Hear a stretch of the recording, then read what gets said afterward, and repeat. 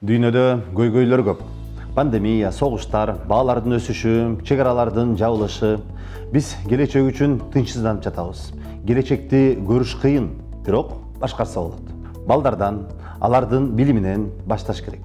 Биздин балдар түрдүү шартта жашап, өнүгүүсүн каалайбыз. Бул үчүн билим берүү тармагында тез арада реформалар зарыл.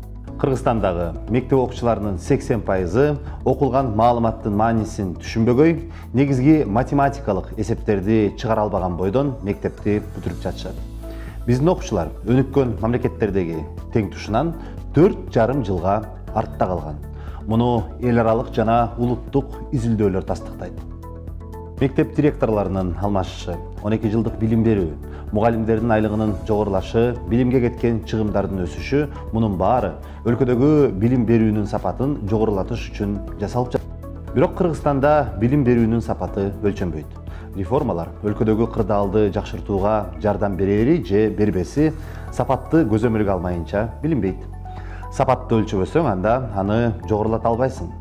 Мектептин ар бир деңгээлинде окуучулардын жетишкендиктерин өлчөш керек. Окуучулардын жетишкендиктерин өлчөнүшү мугалимдерге эмне алып келет? Окуучулардын жетишкендиги мугалимдин эмгегинин натыйжасы. Мугалимди жайына койгула. Мугалим балдарды окутуш керек. Окуучунун жетишкендиктери мугалимдин негизги эмгеги. Көз карандысыз тестирлөөдөн өткөн жетишкендиктер. Сапатты көзөмөлдөө мугалимди тонналаган отчет менен кагаздардан арылтат. Өлчөө ата-энеге эмне алып келет? Ар бир ата-эне баласынын жетишкендиктери жөнүндө билгиси келет. Ар бир үй бүлөнүн келечеги баласынын алган билимине жараша болот.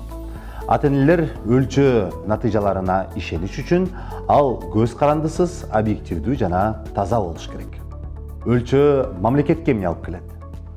Мамлекет өлкөдөгү мектептердин билим берүү сапатын өлчөп, ошого жараша өзүнүн саясатынын натыйжаларына баа берип, анын багытын тууралайт. Анткени мамлекет сапатты өлчөбөсө, анда аны жөнгө да сала албайт. Кыргызстандын калкынын 36%-ын 18 жашка чейинкилер түзөт. Бул дээрлик 2,5 миллион адам. Алардын жашоосу, өлкөнүн келечеги билим сапатынан көз каранды. Сапаттуу билим жакшы жумушка, татыктуу кирешеге алып баруучу жол. Сапаттуу билим — бул күчтүү экономика жана гүлдөгөн Кыргызстан.